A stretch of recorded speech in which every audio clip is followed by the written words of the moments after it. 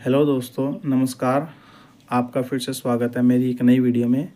इस वीडियो के माध्यम से मैं आपको आरआरबी एएलपी एग्ज़ाम के प्रोसेस के बारे में कुछ बताना चाहूँगा। तो सबसे पहले आपका एग्ज़ाम होता है CBT 1। इस एग्ज़ाम में 75 क्वेश्चंस होते हैं और ये 60 मिनट का एग्ज़ाम होता है और प्रत्येक कैटेगरी को क्वालिफाइंग करने के लिए अलग अलग मार्क्स डिसाइड किए गए हैं। जैसे कि EWS और जनरल कैटेगरी के लिए 40% मार्क्स लाना ज़रूरी है, OBC और SC के लिए 30 और ST कैटेगरी के लिए 25% मार्क्स लाना अनिवार्य है। पर ये मेरिट डिसाइड नहीं करता है।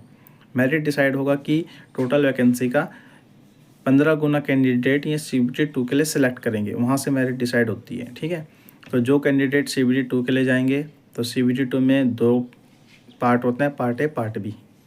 पार्ट ए का जो सिलेबस होता है वो बिल्कुल CBT 1 एग्ज़ाम के तरीके से तरह होता है और बस इसमें एक एक्स्ट्रा सब्जेक्ट ऐड हो जाता है, बेसिक साइंस एंड इंजीनियरिंग, जिसके बहुत बेसिक क्वेश्चंस आते हैं, ज़्यादा हार्ड क्वेश्चन नहीं आते हैं। और ये पार्ट ए है, यही डिसाइड करता है मेन मेरिट लिस्ट। और पार्ट ए जो एग्ज़ाम है आपका, ये इसमें जो 100 क्वेश्चंस होते हैं और ये 90 मिनट का एग्ज़ाम होता है। इसके बाद आते हैं हम पार्ट बी पर। पार्ट बी एक ट्रेड टेस्ट है। ट्रेड टेस्ट मतलब जब आपने फॉर्म भरा होगा तो आपने बताया होगा कि मैंने इस ट्रेड से डिप्लोमा या डिग्री की है, तो उसी के जो बेसिक क्वेश्चंस हैं वो उसमें पूछे जाएंगे। और पार्ट बी में कैंडिडेट को 35% या उससे ऊपर मार्क्स लाना अनिवार्य है। जो कैंडिडेट 35% से नीचे मार्क्स लाएगा वो इस एग्ज़ाम से बाहर हो जाएगा। ठीक है, उसके बाद CBT 2 एग्ज़ाम के बाद जब कैंडिडेट CBAT, जिसको साइको टेस्ट भी कहते हैं, की तरफ जाएंगे तो एजेंसी टोटल वैकेंसी का 8 गुना कैंडिडेट CBAT के लिए सिलेक्ट करेगी।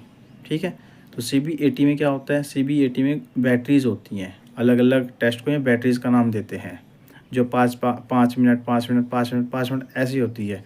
25-30 मिनट में पूरा CBAT टेस्ट निपट जाता है। तो इसमें क्या होता है, जो आपका T स्कोर है हर बैटरीज में जो आपका T स्कोर है वो 42% होना ज़रूरी है।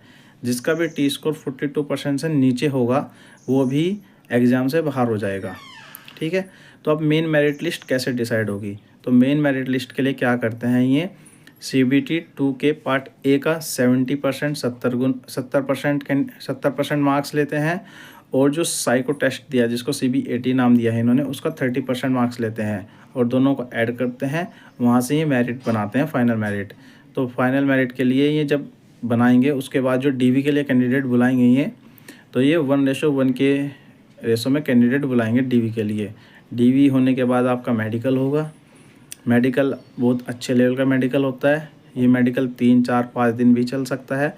और मेडिकल के बाद आपको ये 4 महीने की ट्रेनिंग देंगे और उसके बाद ये आपको पोस्टिंग दे देंगे और आप ELP बन जाओगे।